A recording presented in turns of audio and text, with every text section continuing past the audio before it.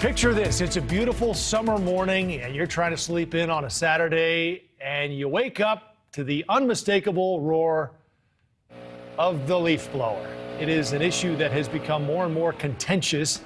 And in California, Governor Gavin Newsom signed a bill that will mean the end of the use of gas-powered leaf blowers and lawnmowers in the state. Joining me now, California Assemblymember from Sacramento, Marc Berman, and founder of the Patriot Academy, Rick Green. So, Assemblyman, let's start with you. Are you getting any blowback on this? Sure. I'm glad you it's got definitely it. got a lot of folks' attention. Yeah, bad dad joke there. Go ahead.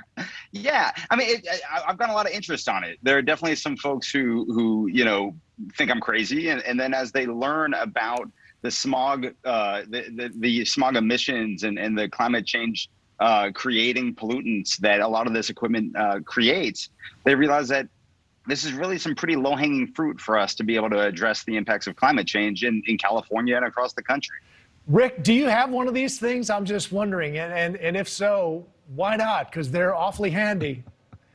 Absolutely. I've actually got one of each. I've got a gas-powered one and a battery-powered one. Okay. Nice. So if you were still in the state legislature there in Texas, would you have voted to do this? Absolutely not. Look, man, this is more of the left-wing virtue signaling.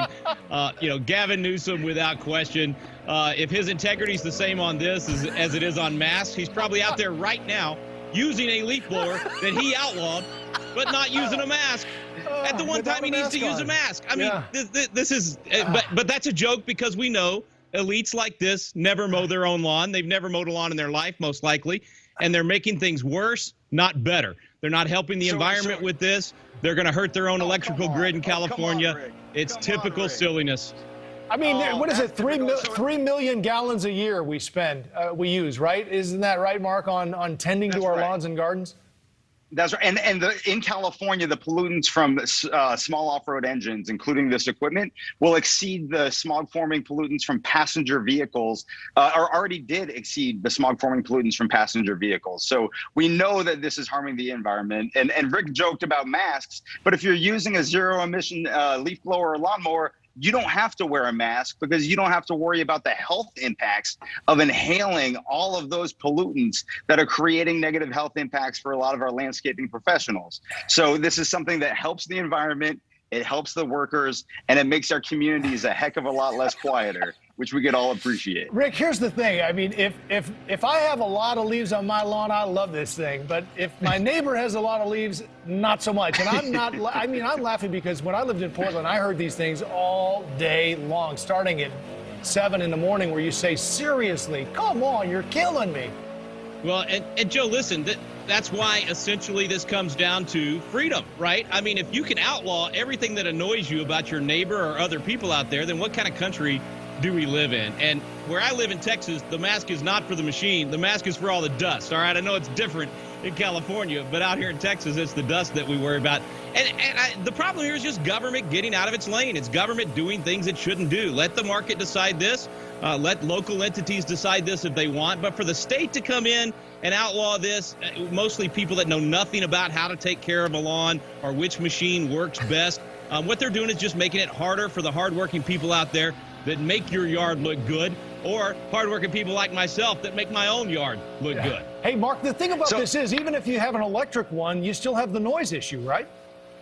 They do still make noise. They make a lot less noise than the gas-powered equipment does. But a couple of quick points that I want to make sure that everyone understands. We are not banning the use of gas-powered equipment. We're banning the sale of new gas-powered equipment in 2024. So we're not going to take your equipment away from you. If you've got your gas guzzler, you can keep on using it until it breaks down. But we want to send that signal to industry. We want to send that signal to the market that, hey, keep making this stuff, and you're going to have a market of 40 million people here in California that are going to be excited to buy this zero emission equipment that works just as good as your gas powered equipment. It's cheaper in the long run, and it breaks down less. So, Rick, I think it's a win-win. Can we ban, Rick, at least the usage before 10 a.m.? Yes, please. Actually, you can do local ordinances on that in terms of your decibels and all those things. Listen, I don't buy any of the data from these folks anymore. It's probably as bad as their data was on COVID. They've proven themselves to be so wrong on the science and data for the last 2 years on that. My guess is they're probably wrong on this one as well. How about we err on the side of freedom, let the individual decide, not the state government? Rick, or Mark, I'll give you the last word. 10 seconds. Rick and I are going to have to agree to disagree a little bit on this. But Joe, I'm looking forward to making sure that you can sleep in as late as you want without being interrupted by those gas-powered leaf blowers. And I know our audio man, Sully, is having a blast with the leaf blower sound. We've heard enough of that. Hey, California Assemblymember Marc Berman and founder of the Patriot Academy, Rick Green, it's good to see you both. Thanks for the time. Thanks, Joe. Thanks. Thank you for watching. Click the red subscribe button below so you can get more of NewsNation's fact-driven, unbiased coverage.